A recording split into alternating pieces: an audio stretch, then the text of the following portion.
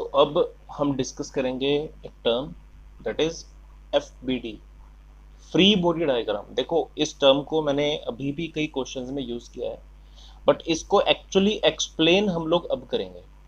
तो basically free body diagram का meaning क्या होता है? फ्री बॉडी डायग्राम मतलब वो डायग्राम जिसमें एक बॉडी के ऊपर फ्रीली जितने फोर्सेस लग रहे हैं उन सबको हम रिप्रेजेंट करते हैं रफ तरीके से। फ्री इसलिए बोलते हैं बिकॉज रफ तरीके से रिप्रेजेंटेशन होती है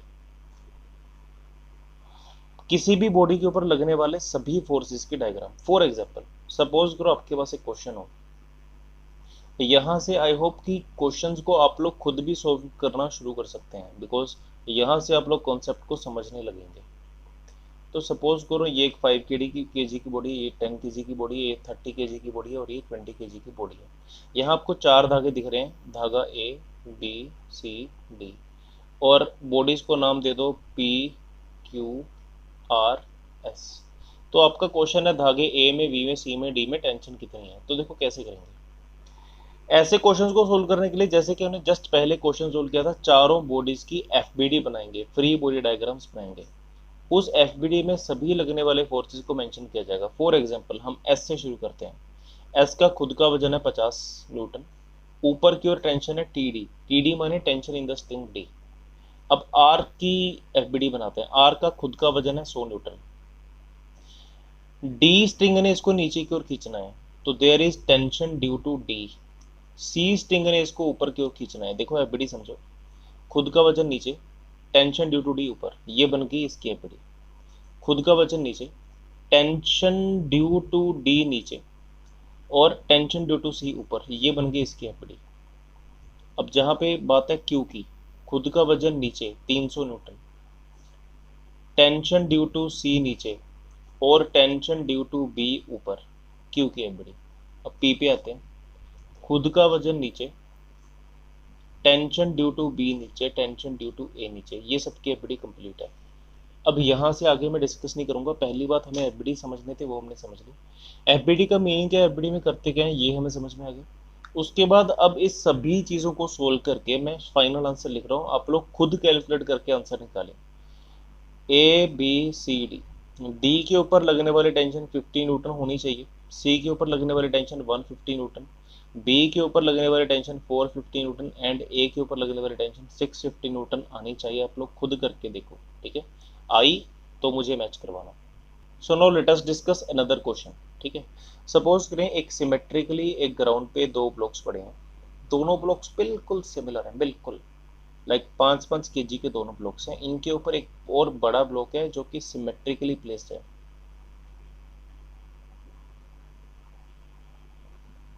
सपोज करें वो ब्लॉक बहुत भारी है, फॉर एग्जाम्पल 60 केजी का ब्लॉक है, और उस ब्लॉक के थ्रू एक स्ट्रिंग और पुले के सिस्टम के जरिए हमने एक और ब्लॉक को लटका रखा है। 10 केजी का ब्लॉक है, ठीक है। फिगर को समझो ध्यान से, 5-5 केजी के दो ब्लॉक्स के ऊपर एक 60 केजी का ब्लॉक लटका है। इस ब्लॉक के साथ एक दूसरा ब्लॉक धागे के थ्रू लटका है। तो मेरा क्वेश्चन क्या है, let us name this blocks first, ABCD। तो पहला क्वेश्चन है धागे में टेंशन कितनी है, दूसरा क्वेश्चन है नॉर्मल एक्शन बिटवीन AB कितनी है, तीसरा क्वेश्चन है नॉर्मल एक्शन बिटवीन AC कितनी है, चौथा क्वेश्चन है normal action between B and ground, पांचवा क्वेश्चन है normal action between C and ground कितनी है। यहाँ पे नॉर्मल कितनी है, यहाँ पे नॉर्मल कितनी है, यहाँ पे नॉर्मल कितनी है, यहाँ पे नॉर्मल कितनी है, और ये टेंशन कितनी है। ये मेरे 5 क्वेश्चन हैं, तो हम इसको सोल्व करते हैं। तो इस क्वेश्चन को सोल्व करने से पहले हमें कुछ लॉजिकली हिंट्स मिलना चाहिए कि अगर मैं आपको कह रहा हूँ कि ये दोनों ब्लॉक्स बिल्कुल सिमिलर हैं, सिमेट्री बन रही है, इसका मतलब यहाँ पे और यहाँ पे नॉर्मल सेम होनी चाहिए। सिमिलरली यहाँ पे और यहाँ पे नॉर्मल सेम हो गया। फॉर एग्जाम्पल मैं समझाता हूँ क्यों। सपोज करें आप अपने दोनों पैरों पे खड़े हैं, तो ऑब्वियसली दोनों पैरों के ऊपर जमीन इक्वल फोर्स लगाएगी ना। माने अगर आप 70 किलो के हैं और आपका वजन 700 न्यूटन है, तो जमीन दोनों पैरों को 350 न्यूटन और 350 न्यूटन के फोर्स से अपवर्ड पुश करेगी, है कि नहीं।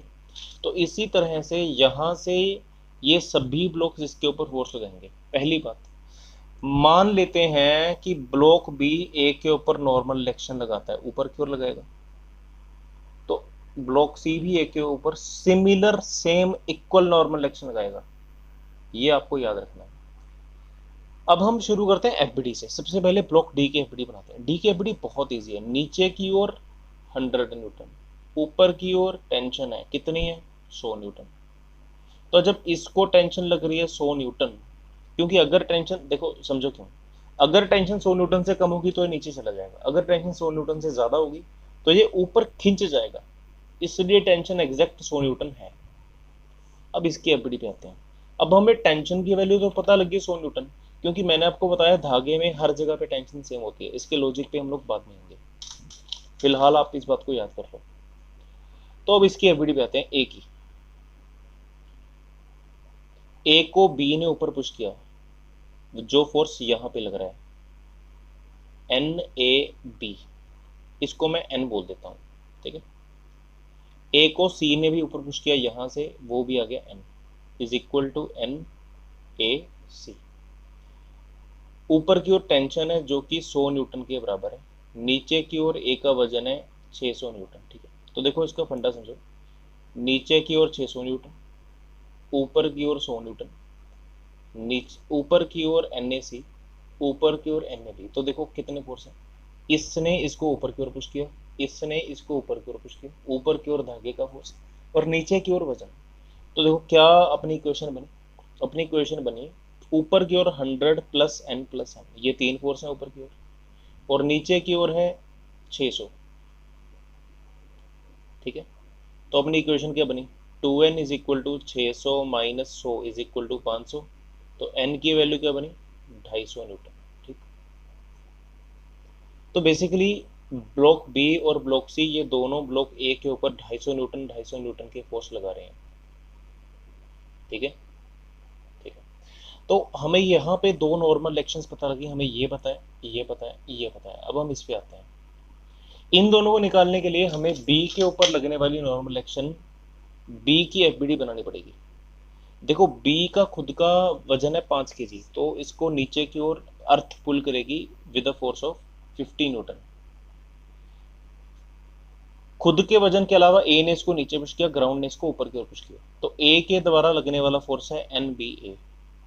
देखो बी ने ए को ऊपर की ओर फोर्स किया एन, तो ए ने भी बी के ऊपर सेम फोर्स लगाना है। न्यूटन का थर्ड लॉ कहता है इक्वल एंड ऑपोजिट फोर्सेस होते हैं। तो अगर बी ने ए को ऊपर पुश किया तो ए बी को नीचे पुश करेगा, तो ए भी बी को नीचे की ओर पुश करेगा, और उस फोर्स की वैल्यू होगी एन, और एन की वैल्यू होती है 250 न्यूटन, तो इसको लिख देंगे 250 न्यूटन। लास्ट फोर्स बचा है एन बी ग्राउंड। अब इसको समझो, बी के ऊपर तीन फोर्स लग रहे हैं, ग्राउंड ऊपर पुश कर रहा है, ए नीचे पुश कर रहा है, खुद का वजन नीचे पुश कर रहा है, तो ये तीन फोर्स हो गए। इक्विलिब्रियम करते हैं, then N B ground is equal to 50 और 250, कितना हो गया 300। पहली इक्वेशन। सिमिलर, बिल्कुल सिमिलर इक्वेशन बनेगी सी की। सी के ऊपर नीचे की ओर खुद का वेट, नीचे की ओर नॉर्मल ड्यू टू ए, ऊपर की ओर normal due to ground. Solve करके अपना आंसर आ जाएगा, normal at C due to ground is equal to 300 newton. तो इस तरीके से हमें ये क्वेश्चन सोल्व करना था, ठीक है। इस तरीके से हमने हर फोर्स, हर वैल्यू निकाल ली। So let us discuss another question now. कई बार क्वेश्चंस आते हैं टिल्टेड स्ट्रिंग के बेसिस पे, लाइक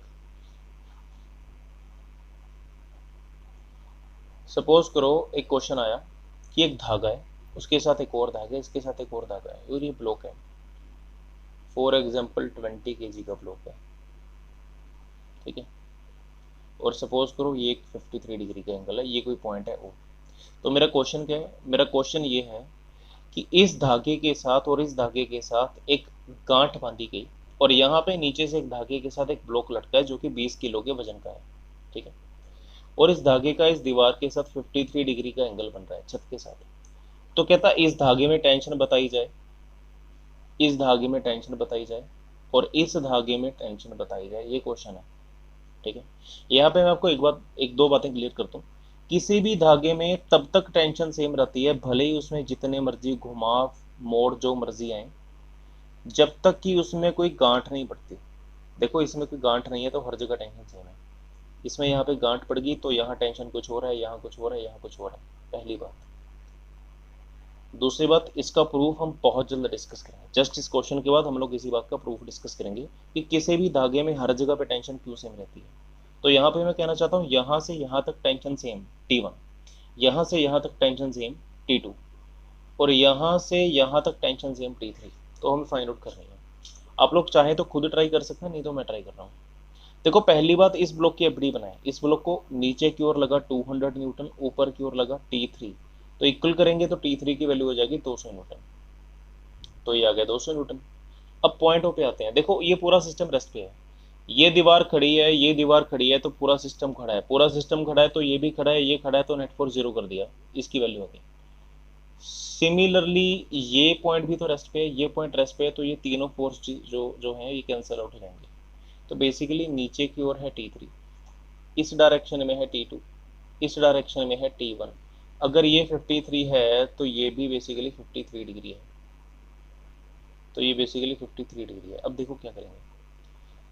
हमें पता है कि T3 200 न्यूटन है, हमें पता है कि T2 हमें फाइंड आउट करना है। T1 की वैल्यू नहीं पता, बट इसकी डायरेक्शन पता है। हम क्या करते हैं, T1 के कंपोनेंट्स कर लेते हैं। T1 का इस डायरेक्शन में कंपोनेंट आएगा। देखो हमने पढ़ा है, जिस वेक्टर, अगर कोई वेक्टर आर हो तो उसका थीटा एंगल की ओर कंपोनेंट आता है आर कोस थीटा, और उसके परपेंडिकुलर डायरेक्शन में कंपोनेंट आता है आर साइन थीटा। तो यहाँ पे आ जाएगा T1 cos 53 माने 3/5 T1, यहाँ पे आएगा 4/5 T1। तो उसके बाद देखो हम क्या कर सकते हैं, इसको इसके साथ इक्वेट कर सकते हैं और इसको इसके साथ इक्वेट कर सकते हैं। तो हमारी इक्वेशन बन जाएगी 200 Newton is equal to 4/5 T1। तो T1 की वैल्यू हो जाएगी 5/4 इंटू 200, इसको हम लिख लेंगे 250 न्यूटन। ठीक, तो हमारे पास T1 की वैल्यू आ गई कर कर के। अच्छा देखो हम कर रहे हैं, ये पॉइंट है O, ये रेस्ट पे है, तो इसके ऊपर लगने वाले सभी फोर्सेस का रिजल्टेंट 0 आएगा। नीचे की ओर फोर्स ये रहा, इस डायरेक्शन में फोर्स ये रहा, और इस डायरेक्शन में फोर्स ये रहा। हमने इस फोर्स के दो हिस्से कर लिए, एक ये वाला, एक ये वाला। अब इसके ऊपर क्योंकि नेट फोर्स 0 है, तो हमने इस फोर्स को इसके साथ घटा देना है और इस फोर्स को इसके साथ घटा देना है। कटाना मतलब मैग्नीट्यूड सेम करना। तो इसका मैग्नीट्यूड सेम करा तो T1 की वैल्यू इतनी आई। अब इन दोनों का मैग्नीट्यूड सेम करते हैं, तो T2 is equal to 3/5 T1 is equal to 3/5 into 250 is equal to 150 newton. तो बेसिकली T2 की वैल्यू आ गई 150 न्यूटन। देखो समझो इस बात को, T1 आ गया 250 न्यूटन, T2 आ गया 150 न्यूटन, यही हमारा सोल्यूशन है। ठीक है, तो फाइनली हमने तीनों थ्रेड्स की टेंशन को फाइंड आउट कर लिया। जैसे कि इसकी टेंशन हमारे पास आ गया 250 न्यूटन, और इसकी वैल्यू आ गई है 150 न्यूटन, और इसकी वैल्यू आ गई 200 न्यूटन, एंड दैट्स ऑल। ठीक, so now let us discuss another question, और ये क्वेश्चन आप लोग खुद करने की कोशिश करें। जैसे ही मैं आपको क्वेश्चन बता दूं, आप लोगों ने वीडियो को पॉज करना है। वीडियो को पॉज करके ये क्वेश्चन आप लोग खुद ट्राई करेंगे। ट्राई करने के बाद अगर होता है तो वेल एंड गुड, अगर नहीं होता तो ये मैं आपको डिस्कस करूंगा।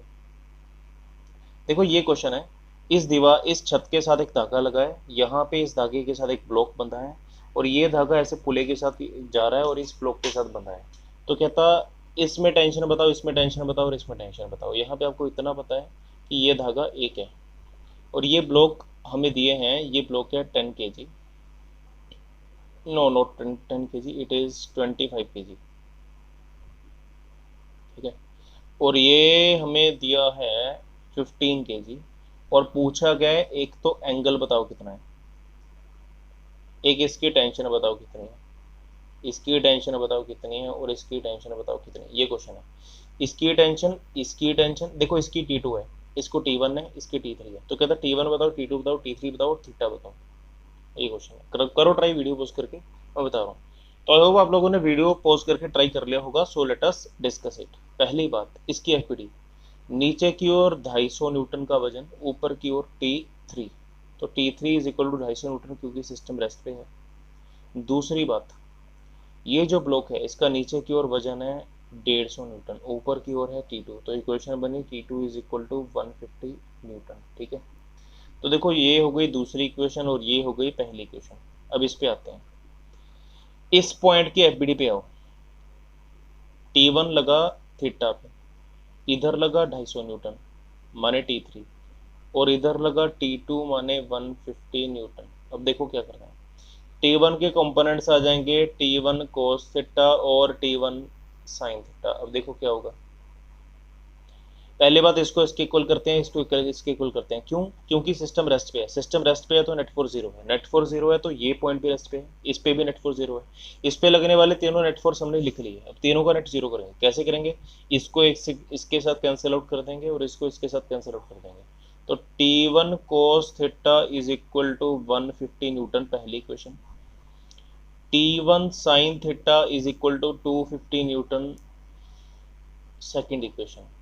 देखो यहां से बन गया। अब मेरा क्वेश्चन क्या था? मेरा क्वेश्चन था मुझे T1 फाइंड आउट करना है और थीटा फाइंड आउट करना है। देखो कैसे करेंगे, ये पहली इक्वेशन है, ये दूसरी इक्वेशन है। क्या था? पहली इक्वेशन और पहली इक्वेशन से दूसरी इक्वेशन को डिवाइड कर दो। तो डिवाइड करेंगे दूसरी इक्वेशन को पहली से तो अपनी इक्वेशन बन जाएगी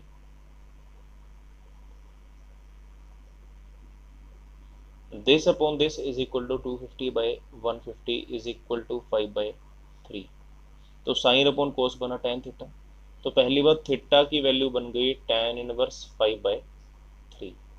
तो थीटा तो आ गया, बचा है T1। T1 कैसे निकालना है सुनो, दोनों इक्वेशन है ना, इनको स्क्वायरिंग की रेडिंग करो। दोनों की स्क्वायरिंग की रेडिंग करोगे तो इक्वेशन बन जाएगी T1 square cos square theta plus sine square theta. ठीक है, T1 square cos square theta plus sine square theta is equal to 150 square plus 250 square. तो इसकी वैल्यू बन जाएगी 225 और 625, दैट इज 85000। अब करके देख सकते हैं, इतना ही आएगा। ठीक है, तो cos square plus sine square तो 1 होता है, तो बना T1 square is equal to 85000। तो T1 की वैल्यू क्या है? T1 की वैल्यू आ गई 50 रूट 32 और 2 34। अब करके देख सकते हैं, इसकी वैल्यू 50 रूट 34 आ जाएगी। मैं कैलकुलेशंस में ज़्यादा डीप नहीं जाना चाहता, वैसे इसकी वैल्यू 6 से कुछ कम है, तो इसकी वैल्यू बेसिकली आ जाएगी 5.8 के आसपास। हाँ, तो 5.8 इंटू 50 बेसिकली आ जाएगा 2.9 इंटू 100, 290 न्यूटन के आसपास आ जाएगी। तो कर करा के इस तरह हम टेंशन निकाल सकते हैं, बट हमारा मेन कॉन्सेप्ट होता है कि हमें कॉन्सेप्ट आना चाहिए, इक्वेशंस बनानी आनी चाहिए, सोल्व करना मैथमेटिक्स है। देखो फिजिक्स में हमारा मेन काम होता है इक्वेशन बनाना। इक्वेशन अगर आप देखो, अगर आपने बॉडी की फ्री बॉडी डायग्राम सही बना ली, एंगल वगैरह सही मार्क कर दिया, माने आपकी फिजिक्स क्लियर है। उसके बाद आपने इक्वेशन भी सही से बना दी तो माने आपका कॉन्सेप्ट भी अच्छे से क्लियर है, आपने प्रैक्टिस भी कर ली। उसके बाद आपने कैलकुलेशंस भी अच्छी कर ली तो माने आपका मैथमेटिक्स पे भी अच्छा होल्ड है। हालांकि कैलकुलेशंस मैथमेटिकल पार्ट है तो उसका फिजिक्स से ज़्यादा लेना देना नहीं होता। ठीक, कैलकुलेशन से पहले वाला पार्ट मैं एक्सपेक्ट करता हूँ कि सभी बच्चों को फुल्ली क्रिस्टल क्लियर होना चाहिए। ठीक है, तो let us come to the next question. तो अभी हमने समझा थ्रेड की प्रॉब्लम्स। ये थ्रेड की प्रॉब्लम्स इतनी इंटरेस्टिंग है और इसके साथ ही कुछ बच्चों को ये टफ लगती हैं, तो इनकी प्रैक्टिस आपको जम के करनी है, जम के। सो लेट अस try another problem now. Suppose करें आपके सामने ये समस्या हो। ठीक है, यहाँ से एक स्ट्रिंग जा रहा है, यहाँ से ऐसा कुछ, यहाँ पे एक पुले है, उस पुले के साथ एक ब्लॉक लटका है ऐसे, और ये 30 डिग्री का एंगल है, और इसके साथ एक और ब्लॉक लटका है। This is 20 kg, this is 10 kg। तो कहता T1 बताओ कितनी है, T2 बताओ कितनी है, और अब यहाँ पे आप एक चीज नोट करो, यहाँ पे ये दो अलग अलग स्ट्रिंग्स नहीं है ना। तो यहाँ पे होगा क्या कि होना ये चाहिए टेक्निकली कि यहाँ पे टेंशन और यहाँ पे टेंशन सेम हो जाए। क्यों? क्योंकि एक ही धागा है। और जब टेंशन अगर सेम हो जाएगी तो ये बैलेंस नहीं हो, तो क्या करेगा, पुले आगे बढ़ेगा आगे बढ़ेगा और नीचे चला जाएगा। एक्चुअली ये शेप चेंज नहीं होगी, ये शेप स्टेबल नहीं रहेगी। तो हमें करना क्या है, हमें पुले हटाना ही पड़ेगा ऑब्वियसली, बिकॉज ये शेप नहीं तो स्टेबल नहीं रहेगी, नहीं तो क्वेश्चन वर्किंग नहीं हो पाएगा। तो मैं वापस पुराने क्वेश्चन के टाइप्स पे आ रहा हूँ। लाइक यहाँ पे गांठ बांधी हुई है, नोट है, तो यहाँ पे तीनों स्ट्रिंग्स लगे हैं। ठीक, तो कहता है यहाँ पे टेंशन T1 बताओ, T2 बताओ, यहाँ पे T3 बताओ और यहाँ पे T4 बताओ। बेसिकली ये क्वेश्चन पिछले जैसा ही है, बस मैंने आपको इतना कहा है कि यहाँ पे पुले हम लगा नहीं सकते, मैंने लगाने की कोशिश की थी। तो ये क्वेश्चन है। ठीक है, तो ये मैं आपको सेल्फ असेसमेंट के लिए दे दूँ, आप लोग खुद कर लेंगे। वीडियो पॉज करें 1 मिनट, मैं आपको आंसर बता रहा हूँ। तो इस क्वेश्चन का आंसर है यहाँ पे 100 न्यूटन, यहाँ पे 300 न्यूटन, और यहाँ पे इक्वेशन बना के छोड़ रहा हूँ। नीचे की ओर T2, इधर T3, T4 के कंपोनेंट्स आ जाएंगे cos 30 ते sin 30। तो आप सोल्व कर लेना इसको इसके बराबर करके और 300 को इसके बराबर करके, ठीक है। So let us come to the next question. अब अगला क्वेश्चन समझे, ये थोड़ा इंटरेस्टिंग है। नेक्स्ट क्वेश्चन इज, अब यहाँ पे मैं पुले लगाऊंगा क्योंकि यहाँ पे मैं लगा सकता हूँ।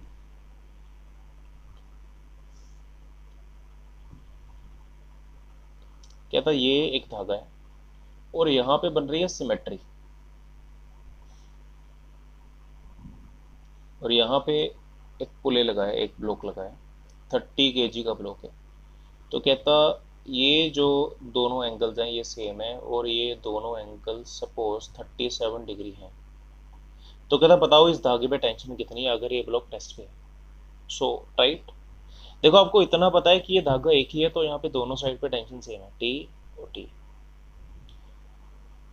सो आई होप आपने वीडियो पॉज करके ट्राई कर लिया होगा। सो let us discuss this question now. तो देखो नीचे की ओर, अब इसको मैं ज़्यादा डिटेल में नहीं डिस्कस करूंगा। नीचे की ओर अगर वेट 300 है तो यहाँ पे टेंशन 300 होगी ही होगी।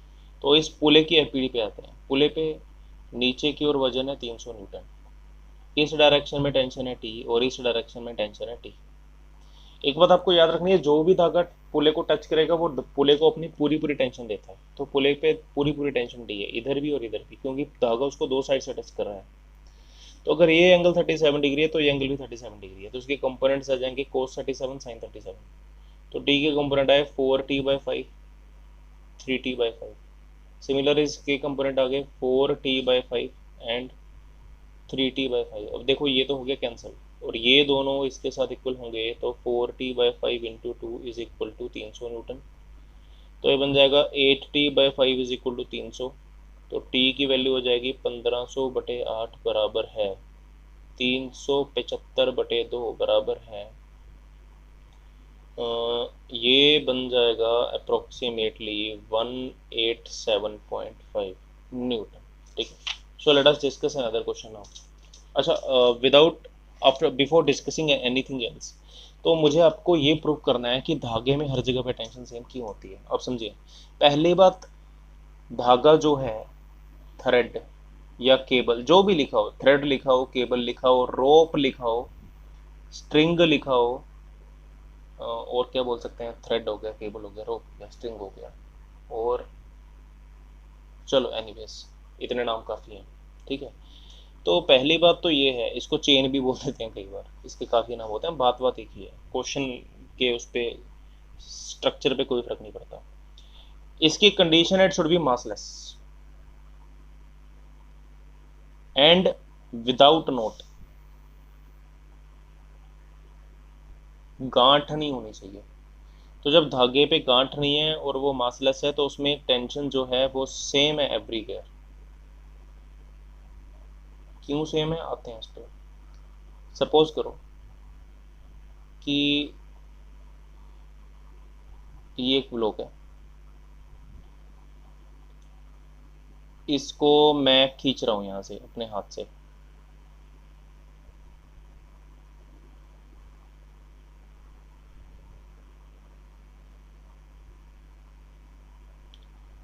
ठीक है। तो मैं इसको खींच रहा हूँ, मैंने सिर्फ अपना हाथ और अपनी आर्म बनाई है। सपोज करो मैंने इस पे यहाँ पे टेंशन टी लगाई 100 न्यूटन, और धागा जो है, सीधी सी बात है, मैं धागे को इस टेंशन से खींच रहा हूँ तो धागे ने मेरे ऊपर भी सेम टेंशन लगाई न्यूटन थर्ड लॉ के मुताबिक। तो मुझे आपको प्रूव ये करना है कि अगर धागे ने यहाँ पे 100 टेंशन एक्सपीरियंस की 100 न्यूटन की, तो ये यहाँ पे भी 100 न्यूटन लगाएगा। मैं आपको ये प्रूव करना चाहता हूँ कि धागे में हर जगह पे सेम टेंशन होती है। तो उसका लॉजिक समझो। सपोज करो धागे ने यहाँ पे कुछ टेंशन लगाई, 1 मिनट के लिए मान लो धागे ने यहाँ पे कम टेंशन लगाई, अगर यहाँ पे 100 है तो मान लो यहाँ पे टेंशन 100 नहीं है, 1 मिनट के लिए मान लो, लेट कर लो यहाँ पे टेंशन टी है। तो देखो धागे की एफबीडी क्या है, आपको पता है फोर्सेस तो हमेशा पेयर्स में लगते हैं। अगर धागे ने ब्लॉक पे टी लगाया है तो ब्लॉक ने धागे पे टी लगाया है ऑब्वियसली। अब समझो, क्योंकि फोर्सेस हमेशा पेयर्स में लगते हैं, इसलिए अगर धागे ने ब्लॉक पे टी लगाया तो ब्लॉक ने धागे पे टी लगाया, धागे ने मेरे हाथ पे 100 लगाया तो मेरे हाथ ने भी धागे पे 100 लगाया। तो देखो धागे पे तो दो ही फोर्स लगे ना, एक तो 100 का, एक टी का। वेट तो कोई है नहीं, क्यों नहीं है वेट? क्योंकि मैंने धागे को क्या माना है? मासलेस। दोबारा समझो, इस स्टेटमेंट को प्रूव करने के लिए मेरे पास दो अजम्पशंस है। पहली अजम्पशन है कि स्ट्रिंग है जो धागा है वो मासलेस है। दूसरी अजम्पशन है कि इसमें कोई भी गांठ नहीं है, नोट नहीं है, हाँ पुले वगैरह हो सकता है। तो धागे की दोनों साइड्स पे टेंशन है टी और 100। तो अगर मैं धागे के ऊपर नेट फोर्स पूछूं कितना है, तो वो है 100 माइनस टी आगे की ओर। धागे के ऊपर एक ये फोर्स है, एक ये फोर्स है, तो नेट फोर्स इतना आगे। इसको मैं मास इंटू एक्सेलरेशन लिख सकता हूँ। Net force on the string is equal to mass of the string into acceleration of string. और अभी अभी मैंने अज्यूम किया कि स्ट्रिंग तो मासलेस है, स्ट्रिंग मासलेस है तो उसका मास जीरो है, and zero into anything is equal to zero. तो 100 minus T is equal to zero आया, माने T is equal to 100 newton. समझो, इससे हमें प्रूव हो गया कि धागे के अंदर अगर यहाँ पे टेंशन 100 न्यूटन है तो हर जगह पे टेंशन 100 न्यूटन है। माने किसी भी स्ट्रिंग के अंदर, किसी भी केबल के अंदर टेंशन हर जगह पे सेम है अगर वो मासलेस है। क्योंकि देखो मास जीरो है, acceleration mass into acceleration zero आ गया, तो नेट फोर्स जीरो है, तो दोनों फोर्सेस कट गए। क्लियर है क्वेश्चन? कोई दिक्कत? ठीक है, तो इस तरीके से आपको इस कॉन्सेप्ट को समझना था। सो let us move a bit further. So let us discuss a few other questions. Suppose करें एक ज़मीन पे हमारे पास बहुत सारे ब्लॉक हैं। ये ज़मीन एकदम स्मूथ है, किसी ब्लॉक को आगे नहीं खींचती, पीछे नहीं खींचती। 3 ब्लॉक्स हैं, ठीक है। सपोज करो इनका वजन है 10 केजी, 20 केजी और 15 केजी। फिलहाल ये तीनों ब्लॉक्स रेस्ट पे थे, बट मैंने इन तीनों ब्लॉक्स को पुश करना शुरू किया। मैंने ना एक ब्लॉक को खींचना शुरू कर दिया।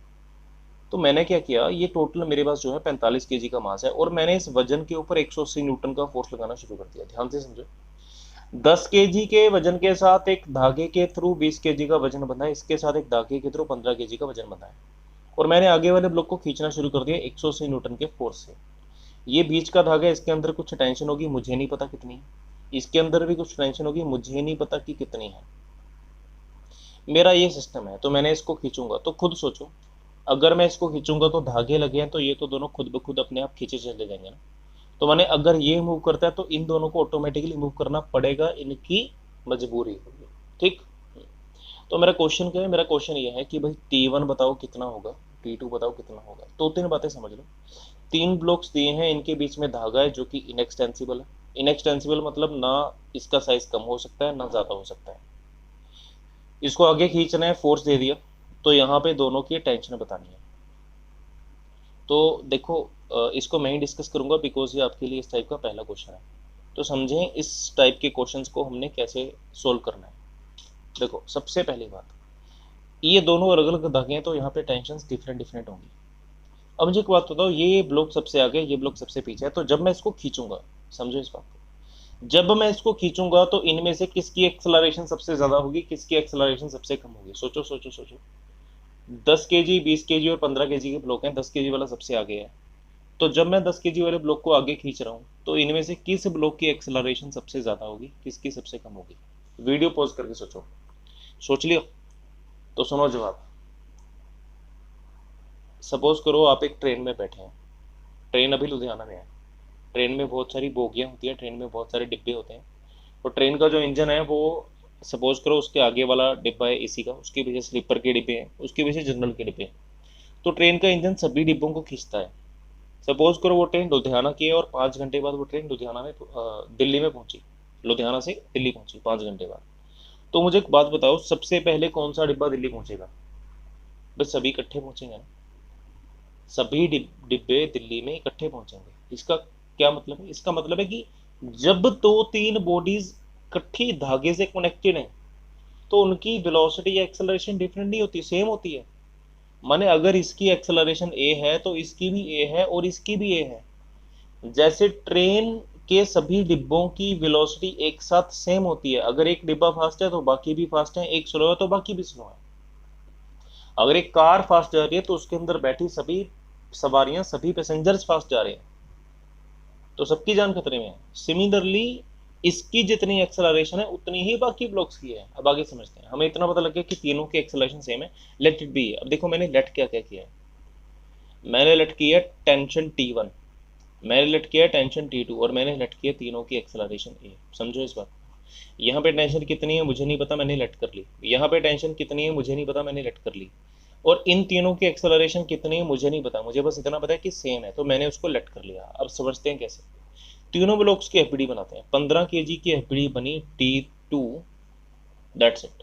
हाँ, मुझे पता है नीचे की ओर 150 न्यूटन का वजन लगेगा, ऊपर की ओर नॉर्मल लगेगा ड्यू टू ग्राउंड, वो भी 150 न्यूटन होगी, बट वो तो कट जाएंगे, लिखने की भी जरूरत नहीं है। 20 केजी के ऊपर वेट होगा 200 न्यूटन, नॉर्मल होगा 200, आगे की ओर T1, पीछे की ओर T2, ये तो कट ही जाएंगे। सिमिलरली 10 केजी के ऊपर आगे की ओर होगा 180 न्यूटन, पीछे की ओर होगा टेंशन T1, नीचे की ओर होगा 100 न्यूटन का वजन, ऊपर की ओर होगा नॉर्मल रिएक्शन जो कि कट जाएगा। तो ये बनी तीनों की एफबीडी। अब मुझे पता है तीनों की एक्सेलरेशन है ए। अब आगे आता है न्यूटन का सेकंड लॉ। सेकंड लॉ क्या कहता है? सेकंड लॉ कहता है कि किसी भी बॉडी के ऊपर, किसी भी शेप की किसी भी बॉडी के ऊपर लगने वाला जो नेट फोर्स है, जो कुल बल है, वो उसका वजन माने मास मल्टीप्लाइड बाय उसकी गति के चेंज होने का दर माने उसका एक्सेलरेशन होता है। तो अब तीनों का नेट फोर्स निकालते हैं। इसके ऊपर नेट फोर्स कितना है? T2। इसके ऊपर नेट फोर्स कितना है? इसके ऊपर T1 माइनस T2। और इसके ऊपर कितना है? 180 माइनस T1। समझो, ये तो कट गए। आगे की ओर लगा 180 माइनस T1, आगे की ओर लगा T1 माइनस T2 और आगे की ओर लगा T2। अब नेट फोर्स को मास इनटू एक्सेलरेशन के बराबर करेंगे तो अपनी इक्वेशन बन जाएगी 180 minus T1 is equal to 10A। इसके ऊपर फोर्स लगा T1 minus T2 is equal to कितना? हमें पता है ये 220 केजी का वजन है, तो 20A। तीसरी इक्वेशन है T2 is equal to 15A। देखो ये तीन इक्वेशंस बनी नहीं बनी? ठीक है, तीन मासेस के ऊपर ये तीन इक्वेशंस बनी। Net force equal to mass into acceleration किया है, दैट्स ऑल। अब आगे समझो कैसे सोल्व करना है। तो इसको सोल्व करने के लिए हमें क्या करना चाहिए कि हम तीनों इक्वेशंस को जोड़ देंगे। देखो यहां तक फिजिक्स खत्म होगी। पहली बात, ये क्वेश्चन था हमारा, क्वेश्चन में T1 T2 चाहिए थी। यहाँ पे हमने अभी तक जो जो किया है वो सारा फिजिक्स है, और यहाँ पे फिजिक्स खत्म हो चुकी है। यहाँ पे जो हम करेंगे वो मैथमेटिक्स है। फिजिक्स पार्ट में क्या क्या आता है? पहली बात ये समझना कि तीनों की एक्सेलरेशन सेम आ गई, इसको हम फिजिक्स की कॉमन सेंस कह सकते हैं। दूसरी बात, टेंशन सेलेक्ट करना। तीसरी बात, सबकी एफपीडी बनाना। चौथी बात, सबकी इक्वेशंस लिखना। ये फिजिक्स है, और यहाँ पे फिजिक्स होती है खत्म। अगर आपने यहाँ तक सोच लिया था तो आप फिजिक्स में निपुण है। और अब हम आएंगे इसके मैथमेटिकल पार्ट पे। मैथमेटिकल पार्ट है तीनों को सोल्व कैसे करें। इन तीन इक्वेशंस को सोल्व करने का एक अच्छा तरीका है कि तीनों को जोड़ दो। तीनों को जोड़ देंगे तो इक्वेशन बन जाएगी 180 minus T1 plus T1 minus T2 plus T2 is equal to 10 plus 20 plus 15 आ गया 45A। तो ये बन जाएगा 180, 45 को डिवाइड करो तो A की वैल्यू होगी 180 by 45 that is equal to 4 metre पर सेकंड स्क्वायर। ठीक, तो ये बेसिकली हर ब्लॉक की एक्सेलरेशन आ गई। अब T1 T2 कैसे निकालें? A की वैल्यू 4 पुट करो तो ये जाएगा 60 न्यूटन। ठीक, तो बेसिकली T2 की वैल्यू आ गई 60 न्यूटन। और जब मुझे T2 पता लग गया तो T1 निकालने के लिए मैं इसकी वैल्यू यहाँ पे पुट करता हूँ। 10 into a is equal to 10 into 4 is equal to 40, ये इधर और ये इधर। तो T1 की वैल्यू आ जाएगी 180 minus 40 that is equal to 160 newton. तो देखो ये अपनी दो टेंशन है। T1 पता लग गई, एक सेकंड मिस्टेक हो गई, 40 है ना, तो 140 आएगा, सॉरी माई मिस्टेक, अपोलॉजीज। तो ये आ जाएगा 140 न्यूटन, ये आ जाएगा 60 न्यूटन। तो इस तरीके से हमें सभी जो फोर्सेस हैं वो कैलकुलेट करने हैं। सो let us discuss another question now. ठीक है, तो इस क्वेश्चन को आप लोग खुद करने की कोशिश करेंगे। मैं जस्ट एक दो हिंट दूंगा, इसके बाद आप ही लोग इस क्वेश्चन को ट्राई करें। तो देखो ये हमारा क्वेश्चन है, क्या था, तीन ब्लॉक्स है 10 kg, 30 kg, 15 kg आपस में कनेक्टेड है, और आगे वाले ब्लॉक को F4 से खींचा जा रहा है। और देखा गया, देखो ऑब्वियसली अगर इस फोर्स से खींचा जाएगा तो यहाँ पे और यहाँ पे कुछ टेंशन डेवलप होगी। हमें नहीं पता कितनी एक्सेलरेशन है, हमें नहीं पता कितनी टेंशन है, कितना फोर्स है, हमें नहीं पता। पहले तो फोर्स दिया था ना, यहाँ पे फोर्स नहीं दिया। कहता बस इतना पता लगा कि एक इंस्ट्रूमेंट स्प्रिंग, उसको बोलते हैं स्प्रिंग स्केल। ठीक है, तो उसके थ्रू हमें पता लगा कि यहाँ पे टेंशन है 75 न्यूटन। तो कहता अगर इस ब्लॉक के ऊपर लगने वाली टेंशन हमें पता लग गई तो बताओ कि ये कितनी है, ये कितना है और एक्सेलरेशन कितनी है।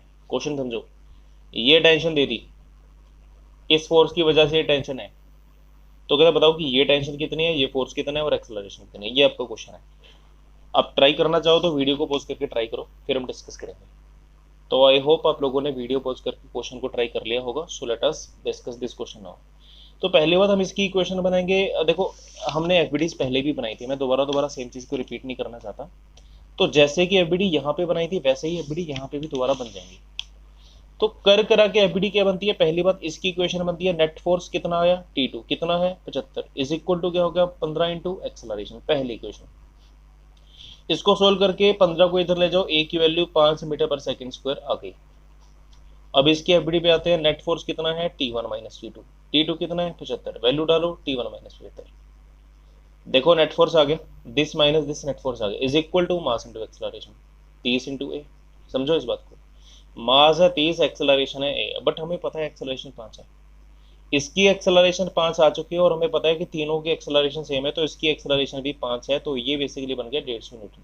तो 75 को इधर ले जाओ तो T1 की वैल्यू बनी 150 और 75 225 न्यूटन। ठीक, तो देखो यहाँ पे टेंशन पता लग गई, ये टेंशन पता लगी, एक्सेलरेशन पता लगी। अब इस फोर्स पे आते हैं, इसकी एफबीडी पे आओ, आगे की ओर F, पीछे की ओर T1, ये आ गया नेट फोर्स। इसको हम करेंगे मास इंटू एक्सेलरेशन के बराबर, तो ये आ गया 50। T1 की वैल्यू है 225, आगे समझो, F minus 225 is equal to 50 आ गया, इसको इधर ले जाओ तो F की वैल्यू बन जाएगी 275 न्यूटन। तो इस तरीके से हम लोगों ने F को फाइंड आउट करना था। ठीक, क्लियर। तो ये फंडा है, हमने T2 पता लग गया, T1 पता लग गया, T2 हमें दिया था, T1 पता लग गया, F पता लग गया और ये पता लग गया। ठीक है, clear. So with this numerical I am concluding today's lecture. Thank you very much.